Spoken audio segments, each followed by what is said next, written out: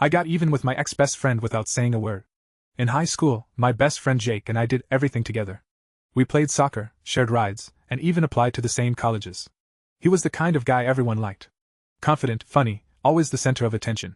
I didn't mind being in his shadow most of the time. It was just how things were. That changed during our senior year. I had been dating a girl named Emma for almost a year. She was smart, grounded, and one of the few people who made me feel like I wasn't invisible next to Jake. He met her a few times, and I noticed how charming he suddenly became around her, but I didn't think much of it. One night, while we were all hanging out at a party, I left to grab something from my car. When I came back, Jake and Emma were gone. I tried calling her, then him, but neither answered. The next morning, Emma texted me saying she wanted to take a break. A week later, Jake showed up at school with her hand in his. He never apologized. He just acted like it wasn't a big deal. When I confronted him, he shrugged and said things happen.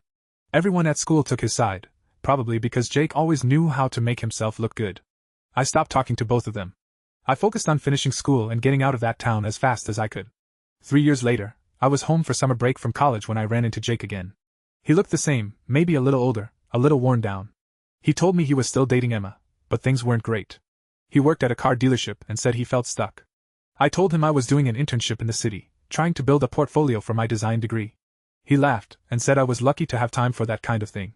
That was the last real conversation we had until one night, a few months later, when he messaged me asking for a favor. He had just started his own small business and needed help designing a logo and website. He couldn't afford much, but he promised to pay me something once it launched. Against my better judgment, I agreed. I spent 2 weekends working on it. The logo looked great.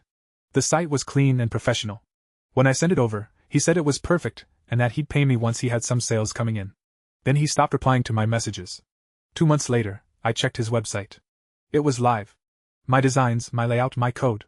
No credit, no payment. He had even cropped my name off the bottom corner of the logo file. So I logged into the hosting account I had set up for him and quietly changed the site's contact form so every customer message was redirected to an unused email account. Nothing else. No deletion, no dramatic sabotage.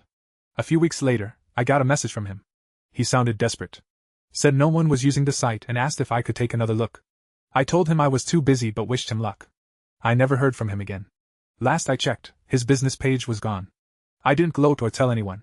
I just closed my laptop and got back to work.